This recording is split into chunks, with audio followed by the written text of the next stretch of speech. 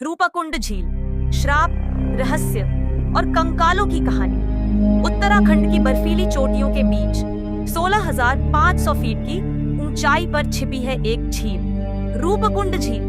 लेकिन यह कोई साधारण झील नहीं है, बल्कि इसे कंकालों की झील कहा जाता है। यहाँ सैकड़ों इंसानों के कंकाल बिखरे पड़े हैं। और सबसे बड़ा सवाल यह है, आखिर ये लोग कौन थे और इनकी मौत कैसे हुई? राजा का अहंकार और देवी का क्रोध कहानी बहुत पुरानी है। कहा जाता है कि कन्नौज के राजा जसधवल नंदा देवी की यात्रा पर निकले थे। राजा, उनकी गर्भवती रानी बलम्पा, उनके सैनिक, सेवक, नर्तकियां, पूरी टोली साथ थे। लेकिन राजा जसधवल सिर्फ तीर्थयात्री नहीं थे, वो शान और शौकत के दीवाने थे। यात्रा उनके लिए तपस्या नहीं, बल्कि भव्य उत्सव की तरह थी। जैसे ही उनकी यात्रा रूपकुंड झील के पास पहुंची, वहां जश्न शुरू हो गया। नृत्य, संगीत, शराब और ऐशो आराम। लेकिन यह इलाका देवी नंदा का था और यह पवित्र भूमि थी।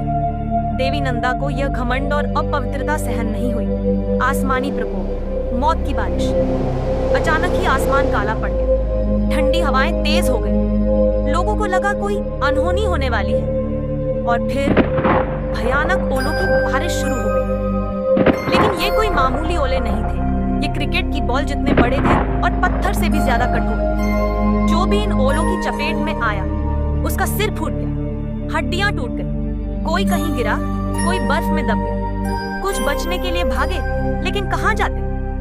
चारों ओर बर्फ और ऊंचे पहाड़ थे। कुछ ही मिनटों में पूरी यात्रा खत्म हो गई। राजा, रानी, सैनिक, नर्तकियां, सबके शव वहीं रह गए। झील का रहस्य आज भी जिंदा है। सैकड़ों सालों तक ये कंकाल बर्फ के नीचे दबे रहे। फिर 1942 में एक ब्रिटिश फॉरेस्ट ऑफिसर ने इन्हें खोजा। शुरू में लोगों को लगा कि ये जापानी सैनिकों के कंकाल हैं। लेकिन जब वैज्ञानिकों ने जांच की तो पता चला ये 1200 साल पुराने हैं। और मौत का कारण सिर की हड्डियों पर भारी चोट, बिल्कुल वैसे ही जैसे लोक कथाओं में बताया गया था। देवी का श्राप आज भी महसूस किया जाता है। स्थानीय लोग मानते हैं कि रूपकुंड झील आज भी देवी नंदा के प्रकोप की गवाह है। यहाँ कोई हल्के में नहीं जाता। नंदा देवी राजजात यात्रा के दौरान श्रद्धालु इस झील के पास से गुजरते हैं, लेकिन बेहद सावधानी से। कोई ज्यादा शोर नहीं करता, कोई अपवित्रता नहीं करता, वरना देवी फिर नाराज हो सकती हैं।